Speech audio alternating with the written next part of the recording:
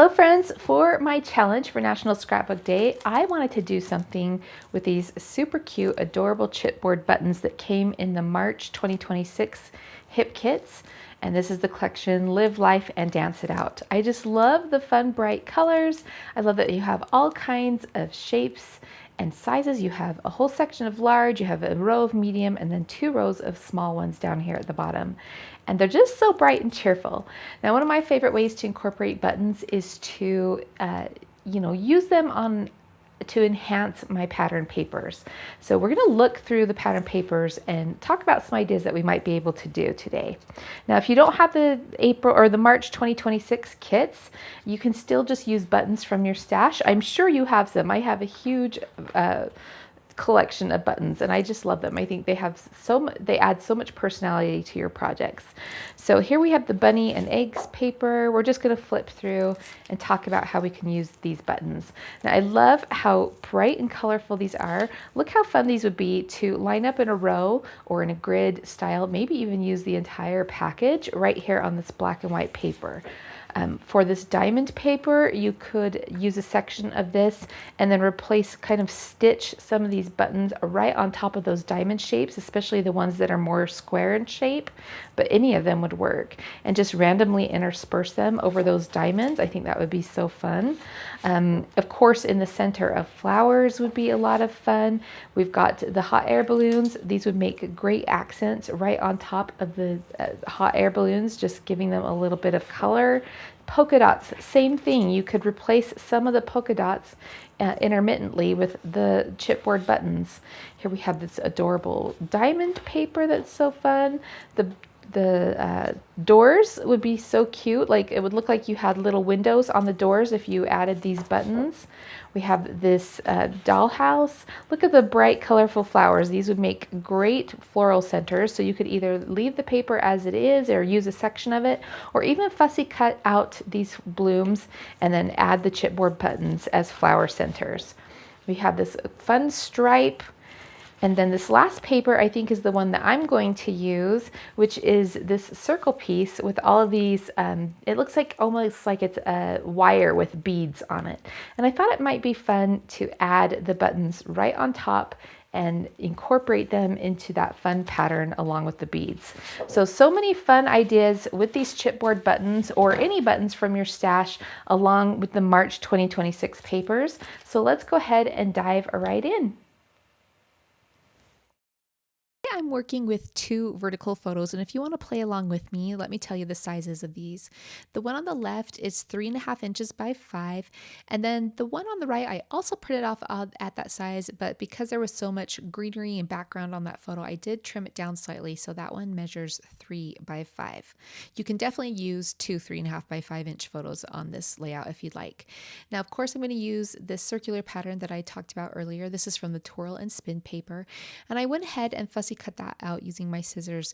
Now I'm just deciding what kind of a background that I want to do with this. I know I want to do lots of color, so I went ahead and picked that black and white stripe. That's the Be Bold pattern, and I'm going to use that. I'm also looking through, I had this idea to fill the center with some color, and I auditioned that red and coral check, or that pink and coral check pattern paper, but I decided to go over to the Pocket Life kit and pick out 4 different patterns, and I'm going to build kind of a checkerboard in the background of that opening just to add some color and to tie in with all of those colorful beads around the edge. So I went ahead and picked out 4 papers. I had the green herringbone, the floral paper, the pink and coral check, the blue and white polka dot, and then I just cut out 3 2x2 squares from each of those. While I was in the 6x8 Pocket Life kit, I also grabbed this 3x4 card, and I'm just trimming it out, this phrase out, to use as my title, because I think the phrase "just have fun" is a great phrase for your senior year in high school. So this is feeling good to me, so I'm going to go ahead and ink the edges of each of these 2x2 squares with some light gray ink, and then I'm just going to adhere them here with some tape adhesive. Now I'm not making sure they're exactly straight. I kind of have them a little ski-wampus, and that's on purpose. I want them to look haphazard, and I'm going to come back and stitch in between those in just a moment. Now I wanted my background to have a little more punch and to tie into the dark black of my son's outfit and the background of his photos.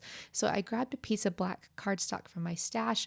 I trimmed down that Be Bold stripe just slightly, 1/8 of an inch on each of the edges, and then I'm going to mat that with that black cardstock. Now, before I do that, I do want to add a little bit of mixed media. So I went to the color kit. This is the March color kit. And in that kit, there are 3 different colors of Lindy's Stamp Gang Shimmer Magicals. These are so much fun. I selected the Unstoppable Aqua, just shook some powder into a little palette, added some water, and then sprinkled that all around the edges of where the circle will lie. Now, it's sitting off to the side drying, and while it's drying, I'm going to mat up my photos. I decided to do my larger photo on this 80s denim paper from the cardstock kit. I love this color. It also ties into the border of the title that I'm going to be using, so I like that. And then I will mat the other photo onto the green herringbone cardstock from the 6x8 Pocket Life papers in just a moment. But while my paper is now dry, I'm going to go ahead and adhere this to the black cardstock background, and I'm going to take some time to add some machine stitching to this.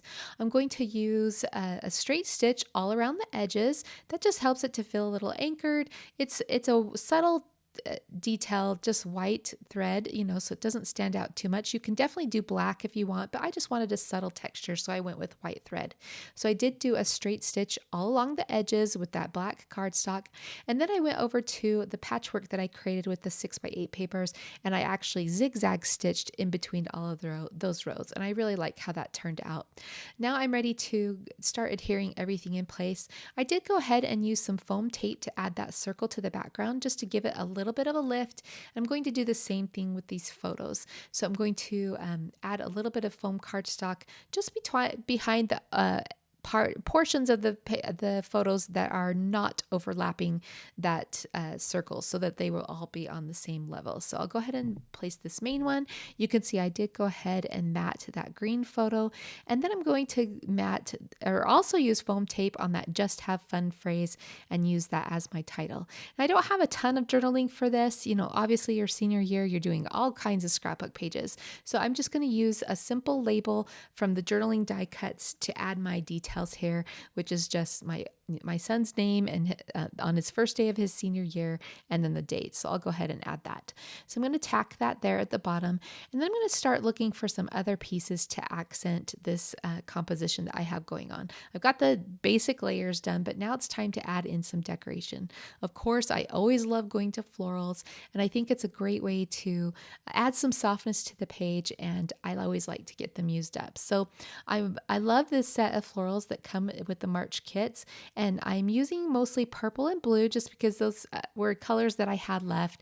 And then I'm going to go over to the leaves and just bring in some branches and some solid leaves. I'm also looking at the other icon die cuts to see if I can add a few more things. I pull out the butterflies, I pull out the bicycle. I think the bicycle always reminds me of like going to school, even though my son doesn't ride a bicycle to school. He does drive to school.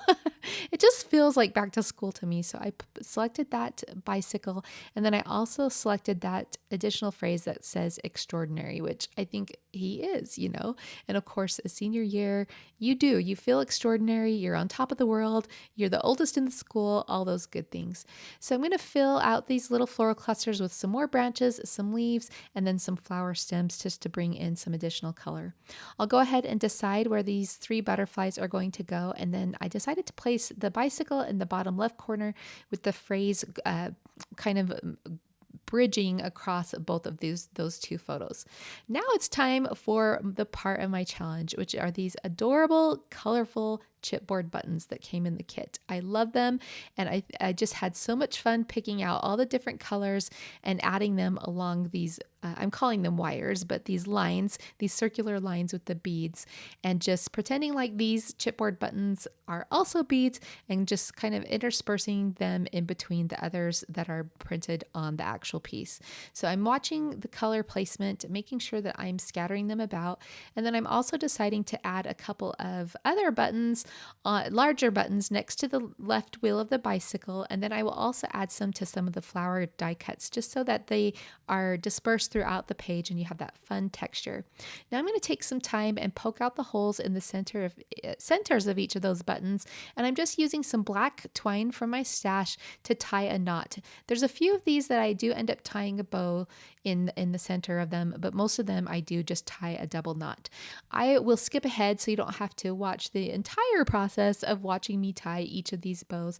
But after I get them set up, I went ahead and used some glue dots to adhere them to my page and make sure that they don't fall off as, over time as this page is looked at and flipped through in the album. So super cute. I love all these colorful patterns in this kit this month. I did want to add one final detail below the journaling piece. It just felt like it was floating a little bit. So I went over to the puffy stickers and I found this this coral red phrase that I placed across the bottom of that label there, and that finishes it all off. So here's a close-up of all the details. I hope you enjoyed this, and I cannot wait to see what kinds of buttons you add to your projects. So have fun. Happy National Scrapbook Day. Thanks for joining us. We'll see you next time.